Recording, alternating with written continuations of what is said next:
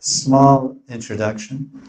The Braja Gopis are describing how they are attracted to Sri Krishna's beauty and features, but not as enjoyers of Krishna's beauty, and not as exploiters of Krishna's beauty and charm.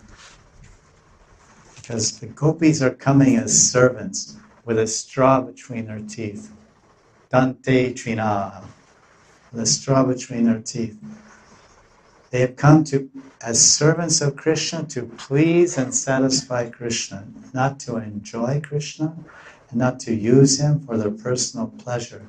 That's why after describing all of his completely captivating and seductive and tasty, beautiful, sweet features that would make any woman in the universe mad with desire, all the way from the aboriginal Palinda women in the forest to the Devis and the higher planets of Swarga, all the way to Lakshmi and the Vaikuntha. They're all mad with desire to love and embrace and dance with Krishna. But not like any of them. The gopis are coming, Bhavamadasi, Bhavamadasya. We see all your beauty and we appreciate all your beauty, Shamsundar, but we just want to serve you.